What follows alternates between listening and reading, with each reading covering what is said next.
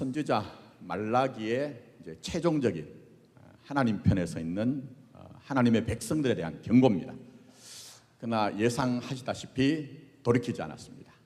그리고 몇 년 동안요? 신구약 중간기가 400년, 마태복음까지 이제 말라기부터 해서 마태복음까지 400년 동안 우리는 흔히 침묵의 시기 이렇게 얘기합니다. 제가 말씀드렸다시피 우리 편에서는 침묵의 시기지만 하나님은 침묵하시지도 않았고 역사를 포기하지도 않으셨습니다. 자, 그래서 오늘 이제 헬라 제국을 보는데 헬라 제국 전체를 볼 수가 없어요. 저는 지금 이제 최소주의로 택해서 강의를 합니다. 최대주의로 하면 한 나라에 1년이 가도 부족합니다. 그러니까 성경과 우리의 구원과 우리의 삶의 현실과 연결된 최소 부분만 이제 정리를 하고 있는데 중요한 것은 오늘 헬라 제국만 하는 것은 아니고요. 역사는 어디서부터 어디까지가 이렇게 딱 떨어지지 않습니다. 그래서 전체적으로 좀 이렇게 정리를 해야 될 부분이 있습니다. 자, 예를 들면 이런 거예요. 트랜지스터가 발명이 되면서 여러분 아신 것처럼 컴퓨터란 게 이제 생겼습니다. 그게 이제 우리 집안으로 들어온 게 PC죠. 퍼스널 컴퓨터라는 게 들어왔습니다. 그러다가 한 10년 조금 전에 블랙베리라고 하는 우리가 흔히 말하는 핸드폰, 그게 최초의 핸드폰이 되었습니다. 자, 그러면 우리가 트랜지스터 시대를 지나서 컴퓨터가 만들어지고 또 개인 컴퓨터가 있고 핸드폰 시대가 됐는데 이게 단절되어 있을까요? 전혀 그렇지 않습니다. 다 중첩이 되어 있습니다. 잘 정리를 하자는 입장에서 설명을 드리면서 오늘은 제가 어떤 관점으로 정리를 하고 또 보려고 하냐면 갈라디아서 4장 4절 말씀입니다. 자, 한번 보십시오. 자, 갈라디아서 4장 4절. 자, 같이 한번 읽겠습니다. 시작. 때가 참에 하나님이 그 아들을 보내사 여자에게서 나게 하시고 율법 아래 나게 하신 것은 이렇게 얘기합니다. 물론 이걸 설명 다 할 수는 없고요. 다만 때가 참에라는 관점으로 제가 설교 또 강의를 하려고 합니다. 강설이라고 한 것은 강의만 되면 교회가 아니잖아요. 그래서 설교한다는 의미로 강설 이렇게 했는데, 자, 우리는 이미 바벨론과 바사, 페르시아를 봤습니다. 그런데 이제 우리가 그런 역사를 통해서 본 게 뭐죠? 인간들이 영웅 호걸들이 만들어가는 역사, 인간들이 뭔가 조성하는 것이 역사로 보이지만 그렇지 않다는 거예요. 자, 우리의 고백은 뭡니까? 역사의 주인은 누구시라고요? 하나님입니다. 제가 어릴 때 제가 나고 자랐던 교회 목사님 이제 별세를 하셨지만 늘 기도하실 때 뭐라고 하셨냐면 역사의 키를 잡으시고 그런 표현을 쓰셨습니다. 역사의 키를 잡으시고 하나님이 역사를 통해서 자신의 구원의 역사를 포기하지 않습니다. 자, 그래서 제가 간단하게 볼게요. 자, 보시면 자, 거기 줄쳐진 부분 있죠? 자, 우리 기독교가 가진 역사를 보는 관점입니다. 자, 같이 한번 읽겠습니다. 시작. 역사 속에서 역사를 통해 역사를 위해 역사를 향해 일하시는 분이 하나님이시며 역사 속에서 하나님의 역사를 이해하고 오늘도 역사하실 하나님을 믿는 것이 뭐죠? 우리의 신앙입니다. 우리의 신앙이에요. 절대 신앙은 관념적이지 않습니다.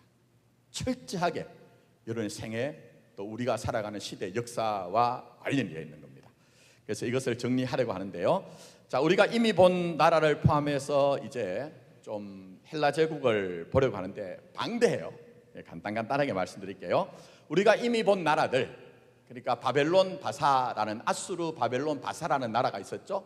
하나님은 이 나라를 전부 도구로 사용하셔서 자기 백성에게 구원이 뭔지, 자기 백성을 어떻게 연단해 나가시는지 하는 것들을 우리에게 보여주셨습니다.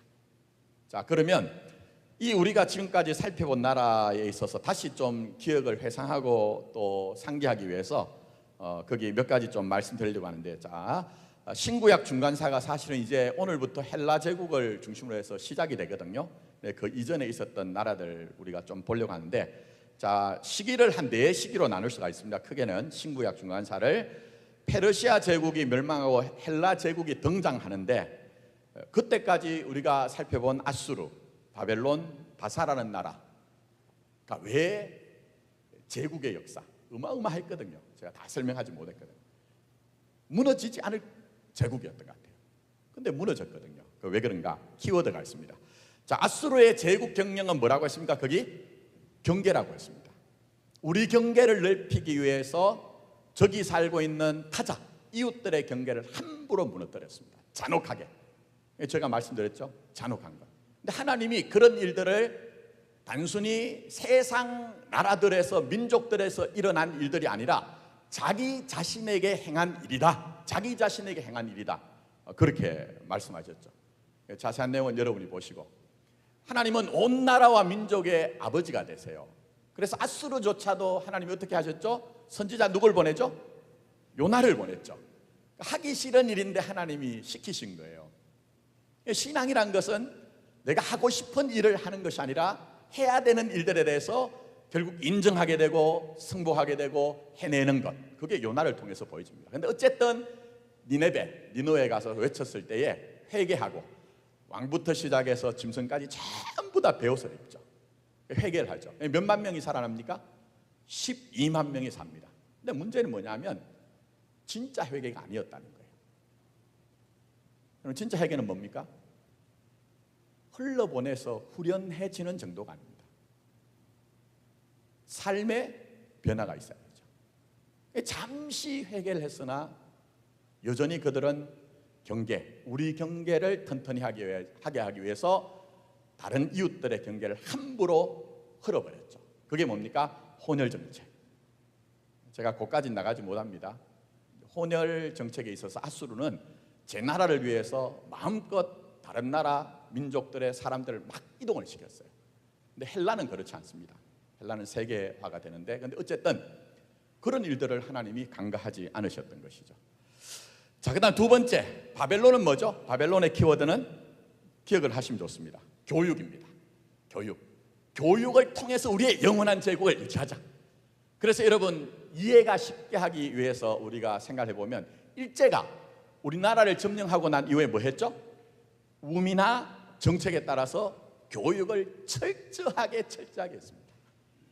그렇게 교육을 하는 가운데 하나가 우리가 뭐가 있었죠? 우리가 우리 이름으로 살지 못하고 창씨개명입니다. 제가 얼마나 감사한지. 만약에 여전히 우리가 독립되지 못했다면 저는 김선태가 아니라 나카무라상 뭐 이렇게 되겠죠. 이런 얘기하면 별로 젊은 청들은 모르는데, 이 세상에서 제일 날씬한 사람이 누굽니까? 누구죠? 그렇죠. 이게 통하는 겁니다. 이게 소통이 되는 거예요. 요즘 저희 애들한테도 이런 얘기하면은 제발 좀 그런 얘기 하지 말라고 그렇게 얘기를 해요. 근데 저는 김선태로 살고 있거든요. 자, 그것처럼 성경에도 그런 흔적을 볼 수가 있습니다. 그게 뭐냐면 1차 바벨론이 침공을 해서 이제 유대 나라를 이제 어렵게 했거든요. 그때 왕이 잡혀가고 귀족들이 잡혀갔을 때에 여러분 잘 아시는 것처럼 다니엘도 끌려갔습니다. 자, 다니엘의 이름의 뜻은 뭐죠? 그게 제가 해놨습니다.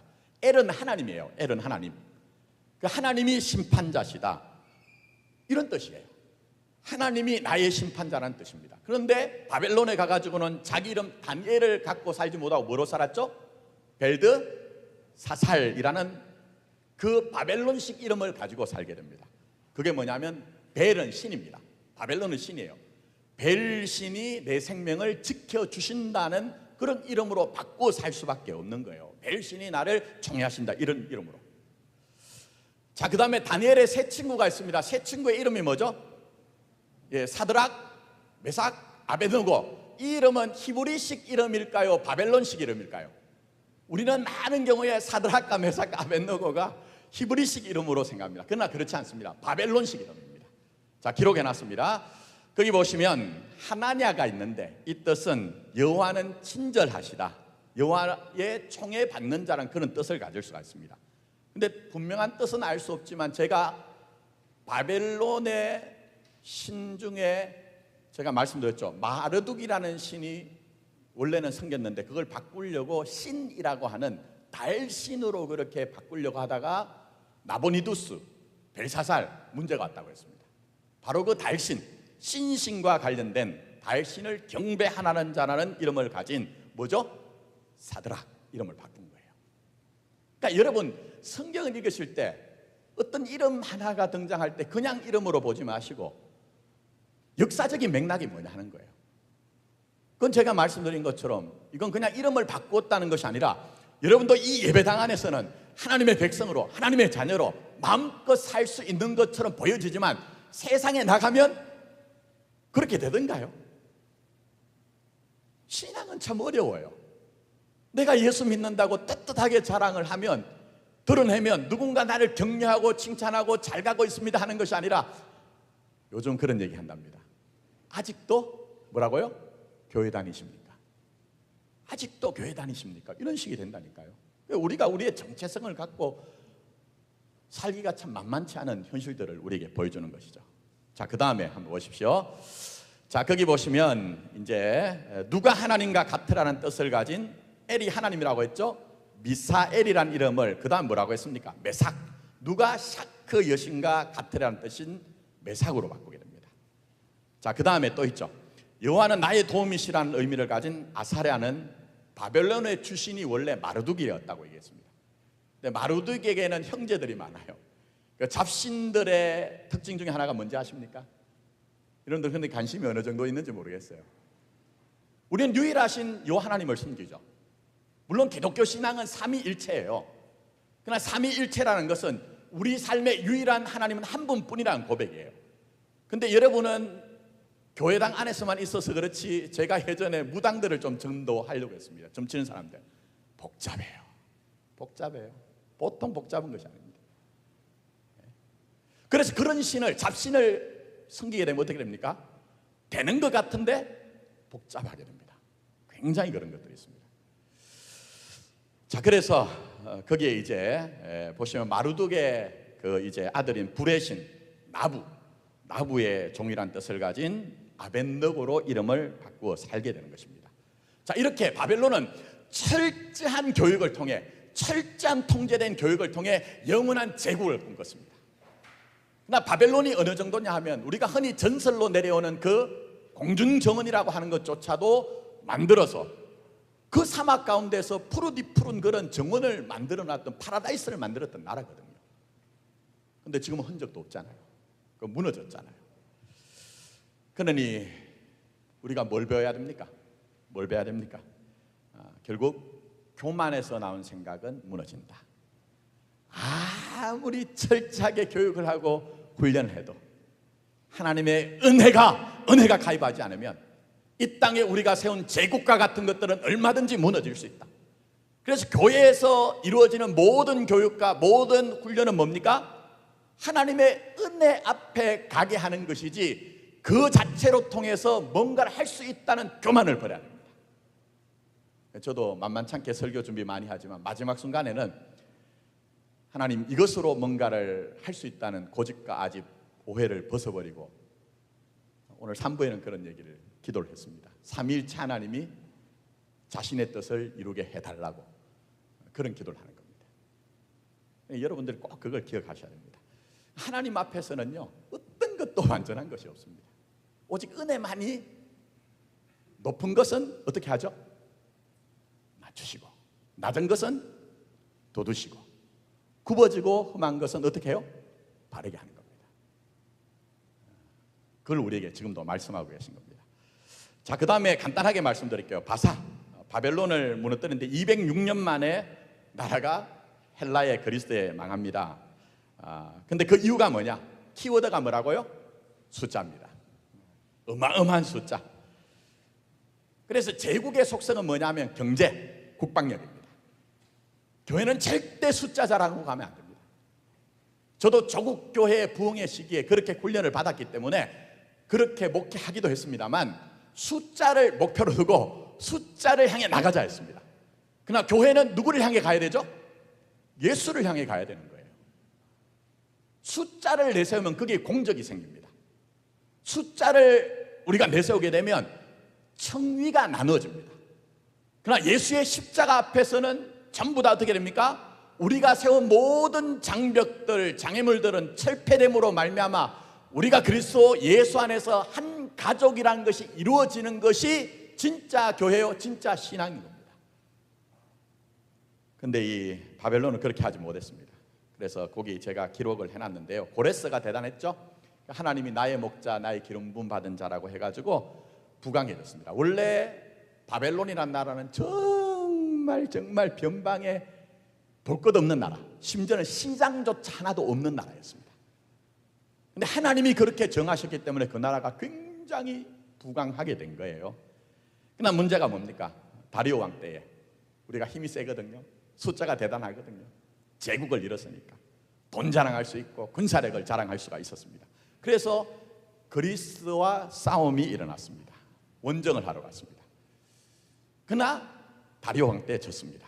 그럼에도 불구하고 참 희한한 것은 바벨론 나라가 부국 강병을 이뤄가지고 여전히 막 부가 늘어가는 거예요. 부가 늘어가는 거예요. 그때 속습니다. 잘 들으셔야 됩니다. 잘 되는 것이 우리를 속입니다. 잘 한번 생각해 보세요. 여러분의 진실을 언제 만나나요? 저는 목사로서의 진실을 솔직하게 말씀드려서 저희 교회에 와서 만났습니다. 평탄하게 갈 때는요, 그게 전부 다 내 실력 조건으로 이해했습니다. 근데 와보니 좁은 곳에 넣어 보니까 내가 별것 아니라는 것, 내가 험악한 곳에 가보면 내 실력이 별것 아니라는 것을 깨닫게 되죠.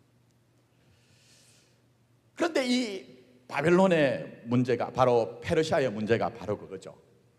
지금 분명히 그리스와 싸움을 해가지고 졌거든요. 졌습니다.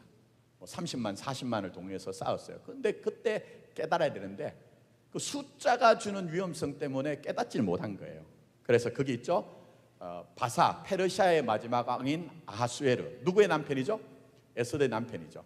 물론 에스더는 정실이 아니에요. 후비예요. 성경 얘기를 교회에서 별로 하지 않으니 어쨌든 아하수에르 크세르크세스 2세 그때 70만 명을 동원합니다. 70만 명. 70만 명 한번 생각해 보세요. 우리나라 요즘 군대가 몇 명이죠? 몇 명 정도 됩니까? 예전에 60만 대군 했는데 그거 무너졌습니다. 지금 막 각 사단들을 없애고 있어요. 그런데 그 옛날에 고대사에 70만 명을 동원했다니까요. 그것도 바사라는 나라 한 나라가 아니고요. 사실은 바사라는 나라는 대제국이었거든요. 인도까지 나라가 있었습니다. 다민족 다국가로 연합군을 만들어가지고 70만 명이 그리스도를 향해 쳐들어갔다니까요. 그래서 제가 거기 기록해놨지만 페르시아부터 그리스까지 그들이 머무는 도시마다 우물이 마를 정도로 또 여러 나라 군사들이 모이다 보니까 명령이 전달되지 않을 정도로 굉장히 어려웠어요. 그럼 어떤 일이 생길까요? 숫자가 준 허구성이 깨어지기 시작한 거예요. 70만 명에 비하면 알렉산더의 군사는 몇만 명이죠? 4만 명입니다. 말이 됩니까 여러분? 70만 대 4만 명이에요. 그러니 이 아하수엘의 군대, 바사의 군대 얼마나 용기가 100배, 1000배 했을까요? 심지어는 뭐라고 생각을 했냐면요, 우리가 70만 명의 군대를 끌고 가면 알렉산더의 군대는 우리를 보자마자 주랭랑을 칠 것이다, 손들고 백기를 들 것이다, 이렇게 된 거예요. 박살났죠. 그래서 마지막에 거기 보시면 다리오와 알렉산더의 전쟁, 이수스 전쟁이라고 하는데 그때 이제 보병 10만 명, 기병 1만 명이 바사 페르시아 군사들이 죽거나 사로잡힙니다. 그리고 마지막 그 왕인 다리오의 어머니, 부인, 자식들까지도 포로가 됩니다. 자, 그래서 성경이 이런 역사를 통해 우리에게 말씀하신 것이 있습니다. 자, 한번 읽어볼까요? 이사야 2장 22절 말씀 2페이지 중간에 있습니다. 자, 같이 읽습니다. 시작. 너희는 인생을 어떻게 해요? 의지하지 말라. 그의 호흡은 어디에 있다고요? 코에 있나니 샘할 가치가 어디 있느냐 얘기합니다. 인생을 의지하지 말래요. 그걸 신약으로 얘기하면 로마서에서는 만유가 주께로 말미암았고 어디로 돌아간다고요? 주께로 돌아간다. 그러니 너희는 너희 자신도 인생을 의지하지 말고 세상을 의지 말고 십자가에 죽으시고 부활하신 예수님만 믿고 따라야 된다. 이렇게 가고 있는 거예요. 저는 이 시간 다시 한번 당부드립니다. 우리 완전한 사람 아무도 없습니다. 완벽한 사람 아무도 없습니다. 때때로 우리 생각 속에서도 우리 교회가 내 인생이 정말 제국을 이루어서 제국을 이루어서 남들 눈치 보지 않고 살았으면 좋겠다.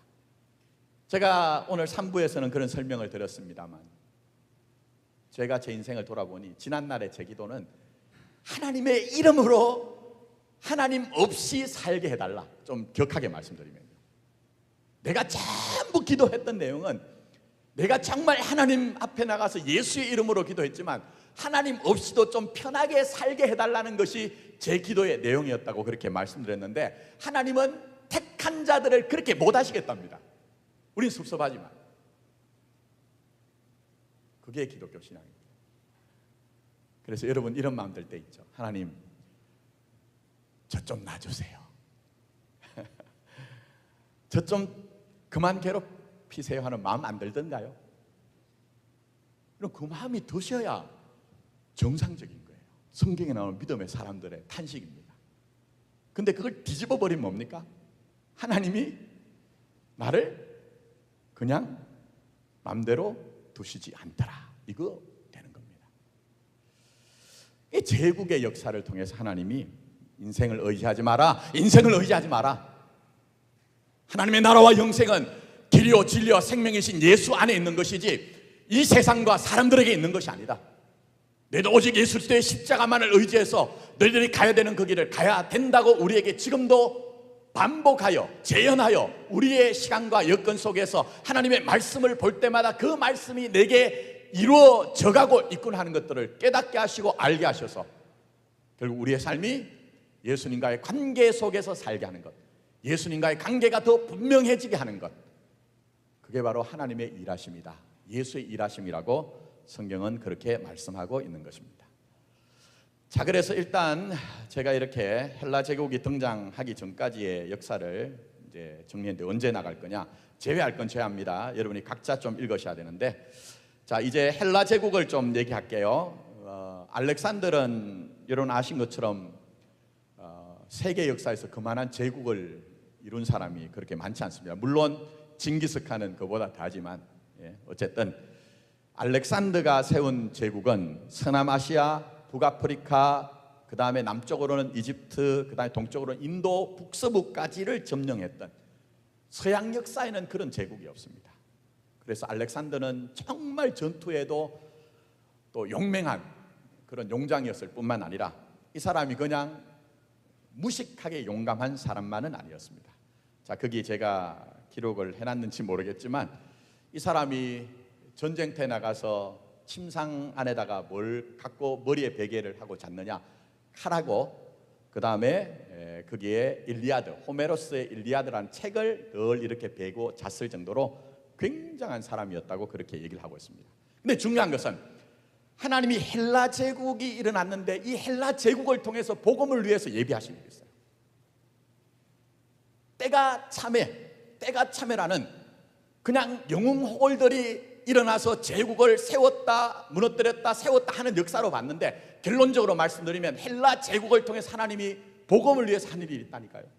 그게 뭐냐 하면 간단하게 말씀드립니다. 첫 번째, 언어의 통일입니다. 뭐의 통일이라고요? 그렇죠. 이 헬라 제국을 통해서 하나님이 하신 일이 뭐냐 하면 언어의 통일입니다. 코인의 헬라어, 그리스라고 해서, 코인이란 말은 보편적이라는 얘기예요. 당시에 헬라 제국 안에서도, 그리스 나라 안에서도 헬라어가 여러 가지 방언들이 많았습니다. 그런데 이 알렉산더 대왕이 표준적인 헬라어를 그렇게 사용하여 자기가 정복하는 나라들마다 가서 무력이 아니라 헬라의 문화를 곳곳에 세우기를 원했어요. 그게 뭐냐면 전 제국 안에 70곳에 알렉산드리아라고 하는 도시를 세웠습니다. 근데 이 언어의 통일이 어떤 일이 있느냐? 여러분 생각해 보십시오. 사도 바울이 지금 1차, 2차, 3차 전도 여행을 갔어요. 가는 곳마다 언어가 달라요. 그럼 예를 들면 오늘날 우리가 선교사를 파송하면 우리 교단에서는 몇 년 동안을 언어 훈련을 하라고 하죠? 잘 모르시죠? 제가 목회를 하다 보니 성도들은요, 선교사 한 명 파송해 놓으면요 바로 업적을 보고하라고 굉장히 조급하더라고요. 그렇지 않습니다. 우리 교단만 해도 3년은 언어를 배우게 합니다. 그날의 문화를 배우게 합니다. 그럼 생각해 보세요.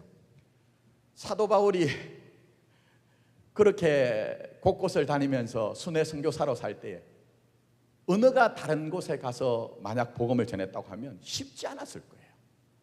쉽지 않았을 겁니다. 제가 새벽에 설교를 했습니다만 사도 바울은 한 12년 정도 자기 인생의 마무리를 정말 불꽃같이 복음을 전하다가 순교하셨거든요. 그럼 12년 안에는 그런 일을 할 수가 없습니다. 근데 하나님이 헬라 제국을 통해 때가 참회를 만들어냈는데 그게 뭡니까? 언어를 통해 통일하게 한 거예요. 언어를. 자료는 여러분 나중에 보세요. 두 번째는 뭐냐 하면 구약 성경의 번역입니다. 뭐의 번역이라고요? 구약 성경. 70인역이라고 해서 여기에 전설은 많습니다. 전설은 많은데 로마 유대 전쟁사를 기록한 분이 계십니다. 저도 갑자기 이렇게 쓰니까 로마 유대 전쟁사를 기록한 사람 유대인 누구죠? 예, 장로님 누구시? 제가 좀 강의안을 안 보기 때문에 순서대로 누구라고 나오죠? 거기 한번 보시면 저는 이렇게 또 설 때는 생각이 안 날 때가 있습니다. 어쨌든 나중에 보시고 언어의 통일뿐만 아니라 이 사람이 지금 그 유대의 그 이제 어떤 전성들을 많이 기록했어요. 그 가운데 하나가 뭐냐면요, 알렉산더 대왕은 대단한 사람 아닙니까? 그런데 지금 이제 바사를 무너뜨리고 원래 이제 그 지중해 지역의 최고의 경제 중심이 어디였냐 하면요, 두로라는 나라였습니다. 어디라고요? 두로. 근데 두로라는 나라가 어떤 나라냐면요, 쉽게 말씀드리면 섬두로가 있고 그 다음에 육지두로가 있었습니다. 근데 섬두로, 육지두로가 있었는데 예를 들면 바벨론 왕 느부갓네살은 10수년을 걸쳐서 두로라는 나라를 침공했어요. 근데 육지에 있는 두로는 정복을 했지만 섬두로는 정복하지 못했습니다. 그래서 알렉산더가 이 두로라는 나라를 정복을 하는데 7개월 만에, 7개월입니까? 그거 한번 보세요. 숫자는 뭐 중요한 게 아니고 그렇게 정복을 하는데, 이 두로가 왜 중요하냐면요, 그 당시 지중해의 경제권, 상권을 다 가지고 있는 나라입니다. 요즘으로 얘기하면 미국의 뉴욕 같은 곳이에요. 그래서 이 두로를 정복했는데 두로는 정말 철저하게 완전 짓밟았거든요. 남자들은 다 죽여버리고 어린아이로부터 여자들은 전부 다 노예로, 종으로 팔았습니다. 자, 그러면 애굽으로 가기 위해서 지나가는 길이 어딜까요? 이스라엘입니다. 이스라엘. 근데 이스라엘이라는 나라는 알렉산더가 굉장히 호의를 베풀었습니다. 왜 그럴까요? 여기에 대한 중요한 얘기가 있습니다. 거기 한번 몇 페이지 보시냐면, 제가 오늘 다 다룰 수 있는 것은 아니라고 했어요. 자, 한번 3페이지 한번 보십시오. 3페이지 보시면 요세푸스, 제가 이렇게 앞에 서면 생각이 안 날 때가 있습니다. 요세푸스의 전쟁사를 읽어보시면 정말 흥미진진하고 성경과 연결이 됩니다만, 어쨌든 요세푸스가 이런 전생을 얘기합니다. 거기 보시면 야두아라고 하는 대제사장이 다른 제사장들과 함께 흰옷을 입고 알렉산더가 오는 곳에 가서 맞이를 해요. 환영을 해요. 근데 놀라운 것은 뭐냐면 알렉산더의 꿈에 그게 이미 봤던 거예요. 흰옷 입은 무리가 예루살렘 성에서 나와서 자기를 환영하는, 깜짝 놀라겠죠. 경천동찰 일이에요. 그래서 이제 알렉산더가 자기 꿈과 똑같은 꿈을 이제 그렇게 광경을 보니까 물었던 거죠. 왜 이렇게 했습니까? 하니까 야두아 제사장이 설명을 하는 거예요. 하나님께서 이렇게 하여 당신을 환영하라고 했습니다. 그래서 알렉산더도 사실은 그 예루살렘을 정복할 때는 두로나 가사처럼 잔혹하게 하지 않고 그런 놀라운 광경을 보고 말에서 내려와서 그 야두아 대제사장과 그 일행들을 인사를 합니다. 자, 그리고 자 3페이지 한 중간쯤 보십시오. 거기 보시면 이제 그래서 야두아 제사장이 이끄는 대로 예루살렘 성전에 들어갔을 때 야두아 제사장이 다니엘서 8장 말씀을 펼쳐가지고 당신에 대한 얘기가 나옵니다.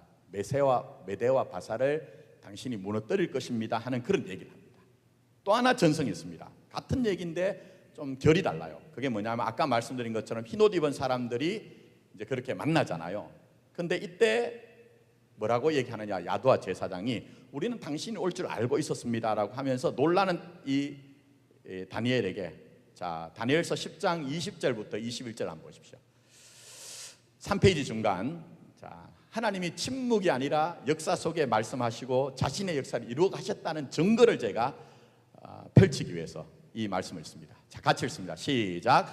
그가 이르되 내가 어찌하여 내게 왔는지 내가 아느냐? 이제 내가 돌아가서 바사 군주와 싸우려니와 내가 나간 후에는 누가 오죠? 헬라의 군주가 이를 것이라. 오직 내가 먼저 진리의 글을 기록한 된 것으로 내게 보이리라.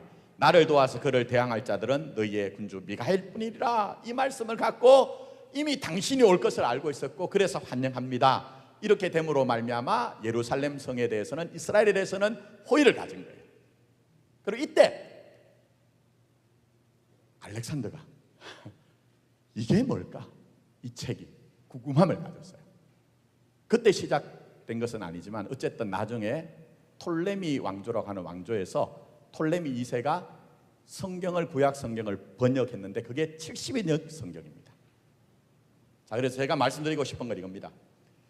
우리는 신구약 중간사를 침묵의 시기, 하나님은 침묵하시지 않았고 말씀드린 것처럼 역사 안에 들어오셔서 역사의 주인이기 때문에 때가 참회를 이루어 가셨어요. 그게 뭐냐면 헬라 제국에서는 언어의 통일이 되게 하셨고 구약 성경, 그것을 70인역이라고 하는 헬라어 성경을 만들어냄으로 말미암아 구약 성경의 세계화가 됨으로 인하여, 그것으로 인하여 사도 바울이 복음을 전할 때에 정말 어떤 면에서는 그전과는 다르게 복음을 전파할 수 있었다. 자, 그런 점에서 제가 말씀드리고 싶은 것은 이것입니다. 우리가 우리 편에서는요, 하나님, 우리가 때로는 우리 삶 속에서 하나님 도대체 살아계신 겁니까? 살아계시다고 하면 어디 계신 것입니까? 또 계시다고 하면 나에게 어떤 일을 하십니까? 이런 의문이 있을 때가 있어요. 없으면 이상한 거예요. 그러나 이런 역사적인 사실을 통해 뭘 얘기합니까? 우리가 첫 번째 줄천 거 읽었잖아요. 하나님은 역사 안에서 우리를 자신이 원하는 목적한 곳으로 이끌어 가신다는 거예요. 심지어 우리의 눈에 보이지 않고 귀에 음성이 들리지 않고 손으로 감각이 되지 않아도 헬라 제국이 섰을 때에 사람들은 그것은 단순히 17살짜리의 그 알렉산더 대왕이 일어나서 거대한 제국을 만들었더라. 그러나 마지막에는 그가 암살을 당했든지 말라리아로 죽었든지 어쨌든 그런 일로 일찍 요절했더라. 이 정도로 이해를 하지만 하나님은 때가 참회라고 해서 그 헬라의 제국을 통해 언어를 통일하시고 하나님의 말씀인 구약 성경을 번역함으로 말미암아 하나님이 원래 계획하신 대로 그 복음이 온 땅에 전파되는 것에 대해서 양보하지 않고 자신의 일을 이루셨다는 것입니다. 그러니 우리가 누굴 믿어야 됩니까? 제가 자꾸 목사들 까니까 여러분, 목사 좀 그만 까세요 하지만 여러분이 자꾸 목사에게 목매기 때문에 그렇습니다. 교회 운명을 목사의 위대함에 결부시키기 때문에 우리의 지난날에 그런 일이 있었거든요. 하나님은 그렇지 않다고 얘기합니다. 절대 그렇지 않다고 합니다. 심지어 우리의 비명과 탄식 가운데서도 우리가 도무지 이해할 수 없는 그 인생의 사건들 속에서도 하나님은 때가 참회를 이루어 가신다고 얘기합니다. 그래서 우리에게 사도 바울이 말씀하신 게 뭡니까? 환난은 인내를, 인내는 연단을, 연단은 소망을 이룬 줄 알미라. 어디 안에서요? 어디 안에서요? 그걸 놓치더라고요. 예수 안에서요. 예수 안에서. 그게 복음인 것이죠. 우리의 수준과 우리의 능력에 맡기지 않고 하나님이 그렇게 일을 하시더라 하는 겁니다. 자, 5페이지 한번 가보십시오. 빨리 넘어갑니다. 그 다음에 이제 제가 다루지 못하는 부분은 꼭 읽어보십시오. 좀 딱딱하고 재미는 없는데 중요합니다. 자, 제가 이제 바사가 무너지고 헬라가 서는 것에 대해서, 그 다음에 헬라 제국에 대해서 초기에 대해서 얘기를 했습니다. 이제 세 번째, 알렉산더가 일찍 요절을 해요. 그 요절한 것에 대한 이제 정확하게 왜 죽은지는 몰라요. 말씀드린 것처럼 부하들에게 암살당했다는 설도 하나 있고, 하나는 말라리아로 죽었다는 설도 있습니다. 근데 부하들에게 죽었다는 설을 얘기하는 쪽에서 얘기하는 게 있습니다. 그게 뭐냐 하면 알렉산더가요, 원래 어느 쪽 사람이죠? 그리스. 그리스는 그때 무슨 국가였죠? 도시국가. 그 도시국가 중에 어디 출신이죠? 아테네나 스파르타처럼 중심지 출신이 아닙니다. 마게도냐. 그런데 이 마게도냐 출신인 알렉산더가 대제국을 이뤘잖아요. 근데 나중에 어떻게 됐냐면 좀 야삽니다. 여러분 좋을까 싶어서 제가 그냥 원고에도 없는 걸 그냥 말씀드린 거예요. 페르시아를 정복하고 난 이후에 이 알렉산더가 페르시아를 보니까 부러운 거예요. 그 왜 부럽냐 하면요, 헬라에서 왕과 신하와의 관계는 친구와의 관계입니다. 무슨 관계라고요? 친구와의 관계예요. 그래서 성경에도 예수님이 뭐라고 합니까? 물론 헬라 문화라는 얘기는 아니에요. 그러나 너희를 종으로 삼지 않고 너희를 친구라 하리라 얘기한 거예요. 근데 알렉산더가 페르시아를 정복하고 난 뒤에 보니까 페르시아의 왕은요, 보통이 아니에요. 보통이 아니에요.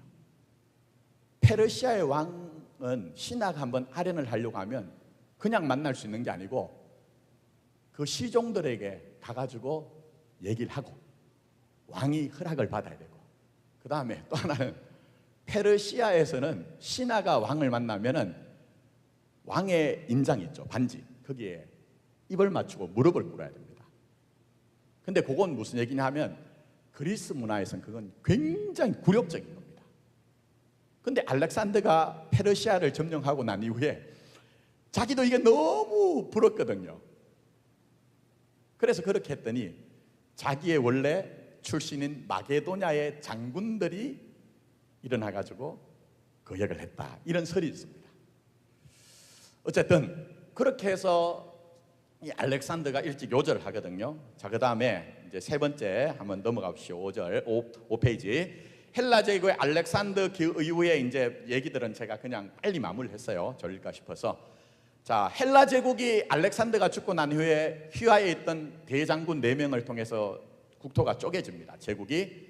그때에 저쪽 이집트를 중심으로 한 나라가 하나 세워집니다. 그게 뭐죠? 톨레미 왕조라는 왕조입니다. 근데 이 톨레미 왕조는 굉장히 좀 허용적이었어요. 허용적이었습니다. 굉장히 잘해줬어요, 유대 민족들에게. 그 내용이 이제 5페이지 전까지 나오고 5페이지부터 보면, 그런데 문제가 122년간 그 다스리던 그 톨레미 왕조가 이제 유대에 대한 통치권을 잃어버리고 그 다음에 어디로 넘어가죠? 시리아를 중심으로 한 셀루커스 왕조로 넘어갑니다. 근데 이때 원래 계약 조건이 뭐냐 하면은 유대 3년간 세금을 면제해 주는 거예요. 그리고 그 전에 가지고 있던 유대의 권리를 보장해 주는 거예요. 근데 문제가 뭐냐 하면 그때 발응한 어느 나라일까요? 로마 제국과 이 셀루쿠스 시리아 헬라 나라가 싸움이 일어났습니다. 그런데 로마에 졌거든요. 그래서 가혹한 일들이 생기죠. 그게 뭐냐면 전쟁 배상금이 생깁니다. 여러분 아시는지 모르지만 독일이 2차 대전 일으킨 이유가 뭔지 아십니까? 이런 역사적인 얘기가 별로 여러분에게 피부에 와닿지 않겠지만 그 이유 중에 하나가 1차 세계대전에 그 배상금을 독일에다가 어마어마하게 매겼기 때문에 공황이 일어나고 너무 힘들었거든요. 거기에 대한 반발이 있는 거예요. 그게 2차 대전이 원인이 하나가 되었습니다. 자, 그것처럼 로마에 졌던 셀루쿠스 이 시리아 헬라 제국이 그 배상금을 갚기 위해서 어떻게 했느냐? 유대 나라를 가혹하게 세금을 매기기 시작합니다.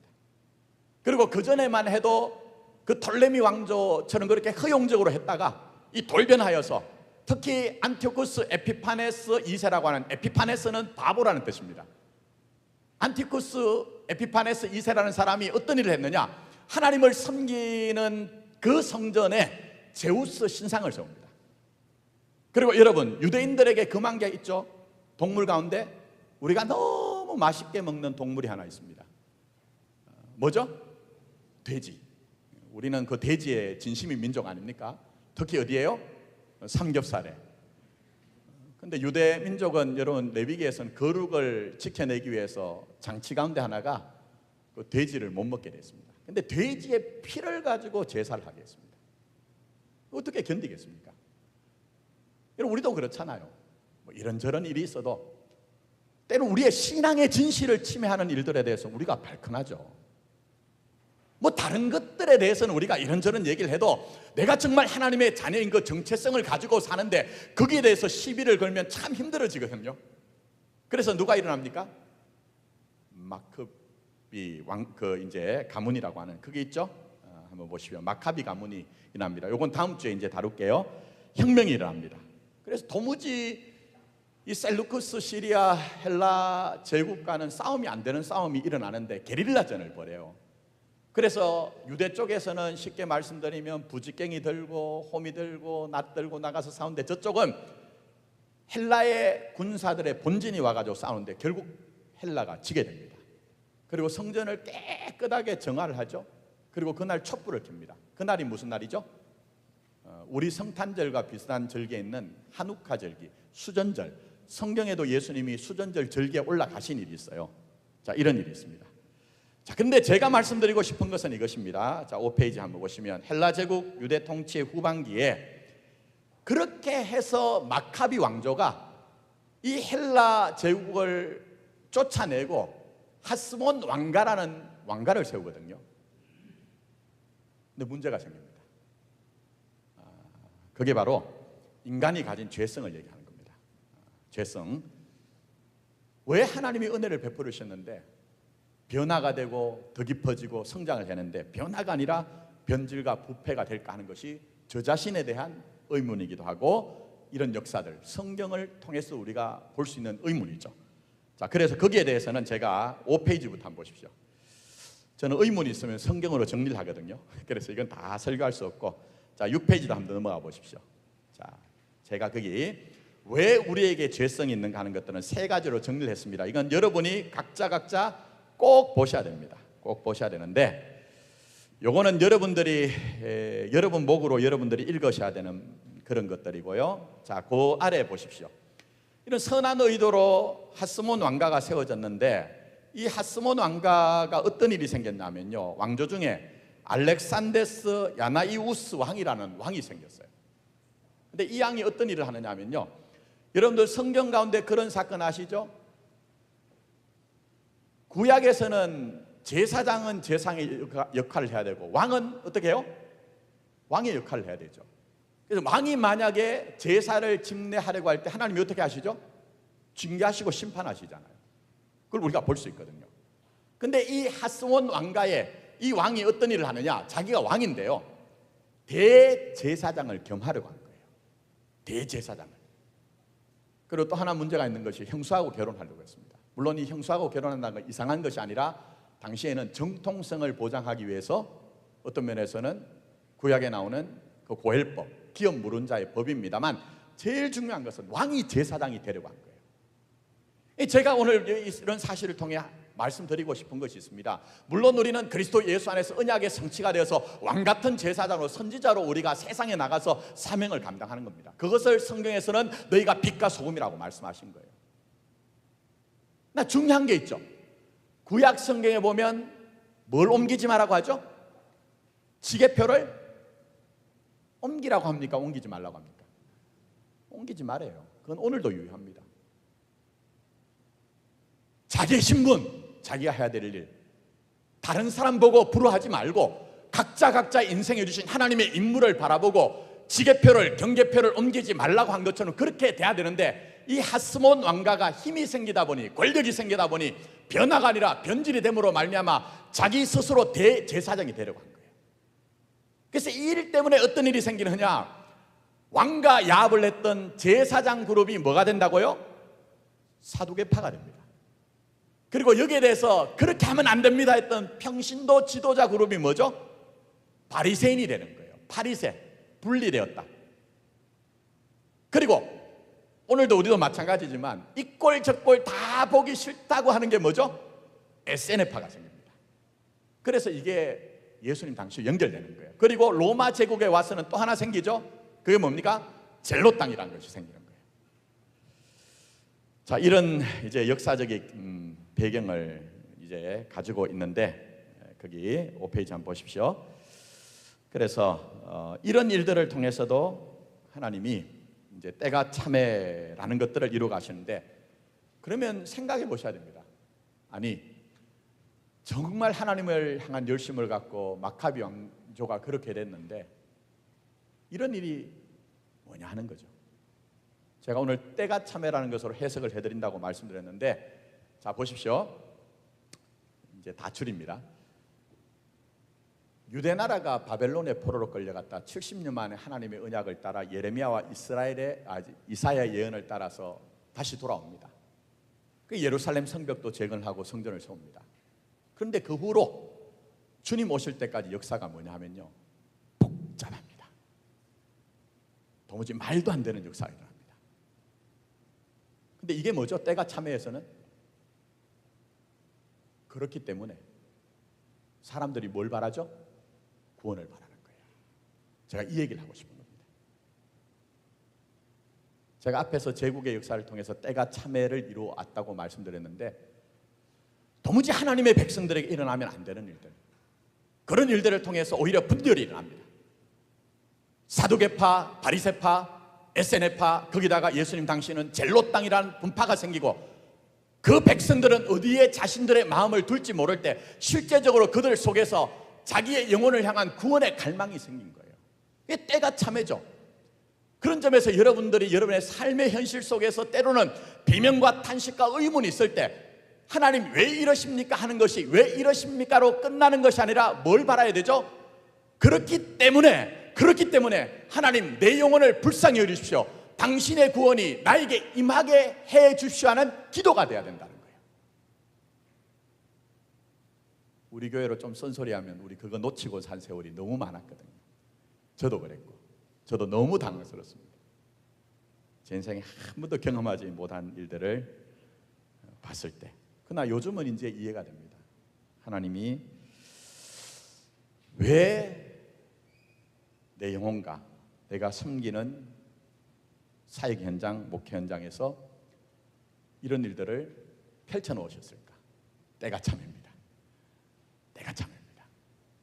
자, 그것을 제가 얘기하고 싶고, 자, 그 다음에 이제 한번 보십시오.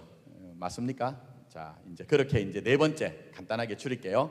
헬라 제국이 멸망하고 로마 제국이, 이건 또 다루기 때문에 간단하게 해요. 자, 하스몬 왕가가 세워졌다가 80년 만에 망해요. 그리고 아까 말씀드린 것처럼 유대에는 분열이 일어납니다. 그리고 에돔 왕가 출신인 헤롯 가문이 로마의 분봉왕이 되어서 이제 왕이 됩니다. 근데 헤롯 왕이 했던 일이 뭐냐 하면은 스룹바벨 때 세웠던 이 성전을 헬라식으로 어마어마한 규모로 증축을 합니다. 그래서 그게 한 9년 반 만에 본당이, 우리로 얘기하면 본당이 세워지고요, 주후 63년까지 부속 건물이 세워지거든요. 왜 이렇게 했을까요? 신앙이 좋아서 그럴까요? 아닙니다. 정치적인 의도가 있습니다. 그걸 허락한 로마도, 그렇게 성전을 건축한 헤롯도 정치적인 의도가 있었습니다. 자기의 정통성. 자, 그 다음에 그렇게 세워진 성전은 정말 하나님만을 향해서 예배했던 공간일까요? 제가 그렇게 기록해 놨습니다. 그 당시에 이 성전은 쉽게 말씀드리면 유대의 중앙은행 역할을 했습니다. 근데 구약에 보시면 하나님께서 자기 백성들에게 명령하신 것들이 굉장히 많은데, 그 가운데 하나가 뭡니까? 네 이웃에게 고리로 뭐를요? 빛을 빌려주지 마라 했습니다. 근데 실제적으로 성전에서는 그들 종교 권력과 또 정치 권력이 결탁을 해가지고 가난한 자들에게 고리로 이자를 빌려준 거예요. 이자를 빌려줬습니다. 근데 문제가 뭔지 아십니까? 하나님이 그것 때문에 성전을 칩니다. 자, 거기에 대한 것은, 자세한 것은 거기 한번 보세요. 돈을 쌓아놨더니 로마의 총독들이 그 성전에 있던 창고를 털어가는 거예요. 그건 제가 자세하게 써놨으니까 보시고.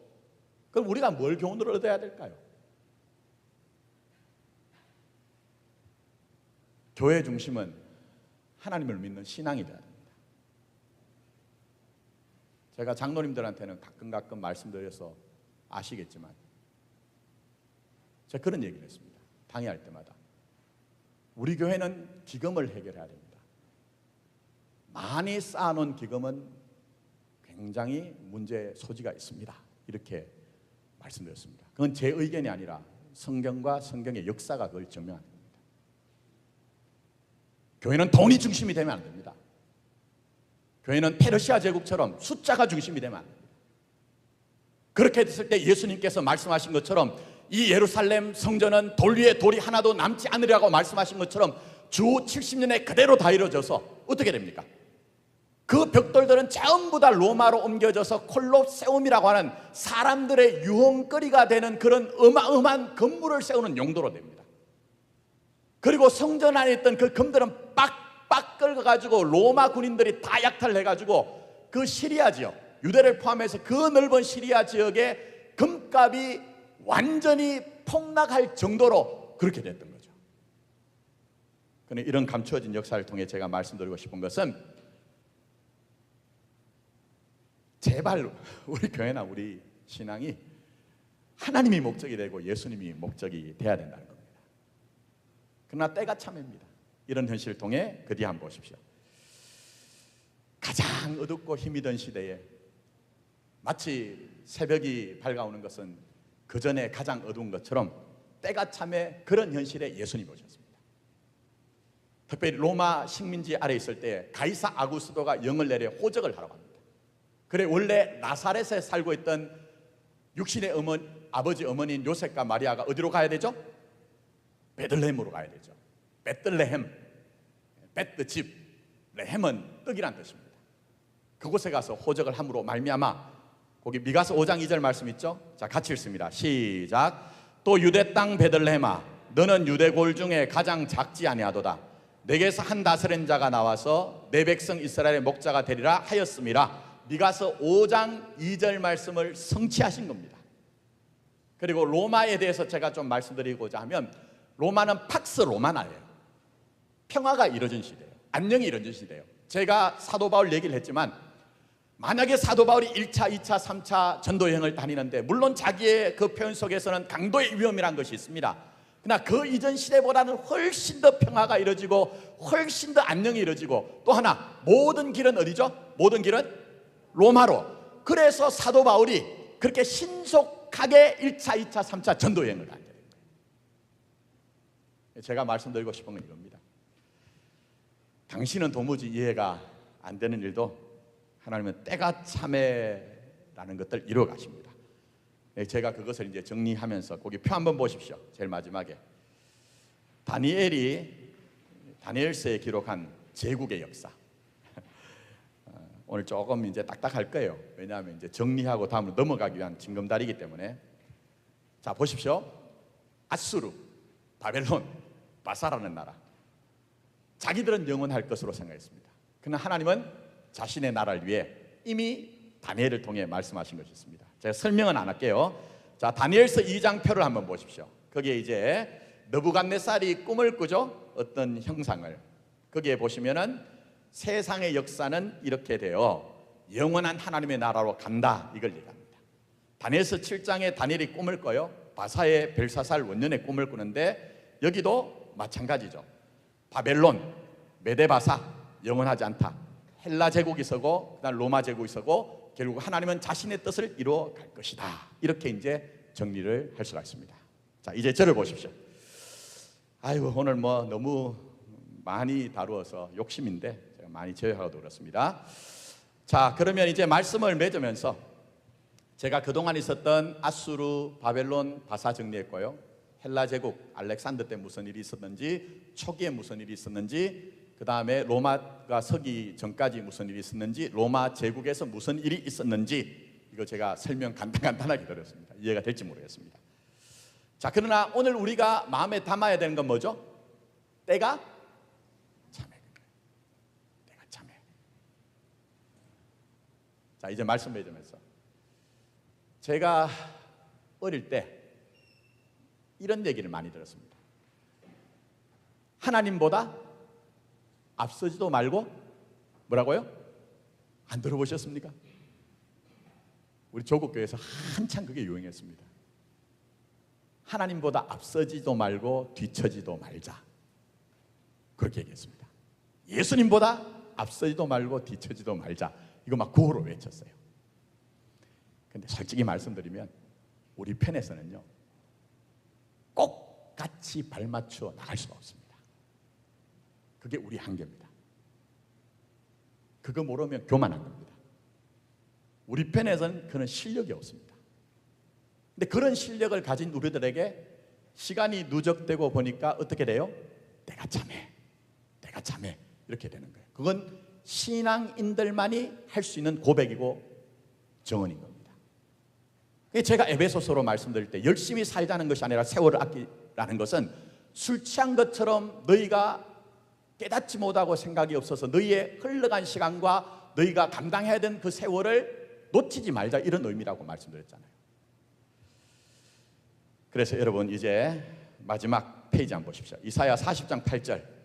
오늘 어제 카톡을 또 목사님들이 보냈더라고요. 아이스크림을 드린다고 해가지고 여러분 마음속에 저 목사가 아이스크림 하나 내놓고 지 할 얘기 다 하는구나 그렇게 생각하지 마시고, 이건 어마어마한 세월을 그냥 압축해서 그렇습니다. 자, 이사야 40장 8절 같이 읽습니다. 시작. 풀은 마르고 꽃은 시드나 뭐가 영원하죠? 우리 하나님의 말씀은 영원히 서리라 하리라. 이 진실을 봐야 됩니다. 그래서 우리가 격동한 시절 속에서도 하나님의 말씀을 의지하며 믿음으로 살아야 되는데, 신약으로 오면 대표적으로 히브리서 기자가 히브리서 11장 1절 2절 이렇게 얘기하죠. 같이 읽습니다. 시작. 믿음은 바라는 것들의 실상이요 보이지 않는 것들의 증거니 선진들이 이로써 증거를 얻었느니라 하면서 12장 1절과 2절에 가면 이렇게 얘기합니다. 같이 읽습니다. 선포하며 시작. 이러므로 우리에게 구름같이 둘러싼 허다한 정인들이 있으니 모든 무거운 것과 얽매기 쉬운 죄를 벗어버리고 인내로서 우리 앞에 당한 경주를 경주하며 믿음의 주요 또 온전케 하시는 인 예수를 바라보자. 그는 그 앞에 있는 기쁨을 위하여 십자가를 참으사 부끄러움을 개의치 아니하시더니 하나님 보좌 우편에 앉으셨느니라. 할렐루야. 설명은 하지 않겠습니다. 그 정도로 하고 이제 말씀 맺으면서 기도했으면 좋겠습니다. 제가 오늘 때가 참회라는 관점을 가지고 이제 지나온 제국의 역사들, 또 헬라 제국을 설명했고 로마에 대해서 얘기했습니다. 분량이 많다 보니 저도 왔다 갔다 했어요. 제국이 일어서고 넘어지는 게 뭡니까? 그 역사 속에 하나님은 자기의 때를 맞추어서 구원의 역사를 베풀어 주셨다는 겁니다. 바벨론과 바사 나라에서는 하나님께서 포로로 끌려가서 그곳에서 회당을 중심으로 신앙생활하게 하시고, 헬라 제국에 와가지고 그 회당에서 신앙생활을 하던 유대인들을 흠모하는 자들이 이방인들이 들어오기 시작했고, 말씀드린 것처럼 성경이 구약 성경이 번역되고 헬라어 언어가 통일이 되고, 그래서 사도 바울은 복음을 전할 수 있었고 가는 곳마다 해당해서 복음을 전할 때 복음에 응답하는 자들이 있었습니다. 로마 제국은 어떻습니까? 유대 나라가 압제당하는 현실이었다고 했지만 하나님은 그 안에 구속의 역사를 이루셨습니다. 말씀드린 것처럼 길은 로마로, 박스 로마나 안녕과 평안이 있어서 그래도 그 전 시대보다는 훨씬 더 복음을 수월하게 전할 수 있는 시대. 자, 이렇게